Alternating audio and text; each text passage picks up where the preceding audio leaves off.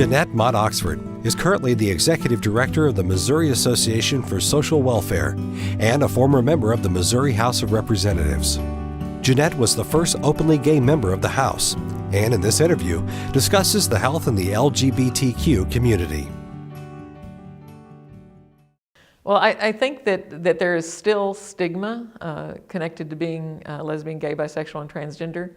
I think unfortunately young people who are surveyed report having thoughts of suicide at rates that are alarmingly high, and that it's up to all of us to create a more free and open society that's supportive of young LGBT folks so that they do not feel that suicide is an option that they should consider.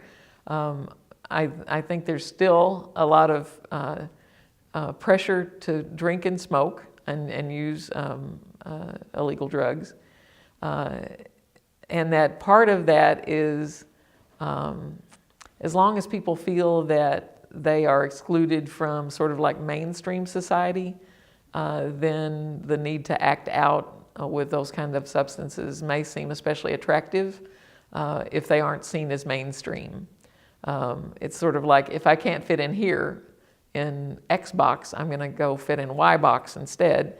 And if the people in Y all drink, smoke, and use, whatever, heroin or even marijuana or cocaine or whatever, then perhaps there's more pressure put on you to do that, because it seems to be the common thing that bonded folks who live in Y land. Certainly, I got out of high school without starting smoking, but because I was hanging around other lesbian and gay people at that point, I hadn't discovered transgender people in my 20s as folks that were out there, but I was hanging out with a lot of lesbian and gay identified people, and almost all of them smoked. And so I started smoking, even though I had gotten past the normal age for people to start smoking. In Missouri, unfortunately, the average smoking, the age to initiate smoking is like 11. So I could have gotten past that entirely, but because of the social group that I was hanging out with, there was a lot of pressure on me to smoke, and I began that then. So I think that's still there to a certain extent, pressure to use mood-altering substances, the fact that people feel some pressure on their lives around things like, can I find a job if I'm out, or do I need to hide the fact? Anytime there's pressure on people to be dishonest, I think it creates stress that people are apt to try to treat with illegal drugs or alcohol, or smoking, because people associate smoking with calming down.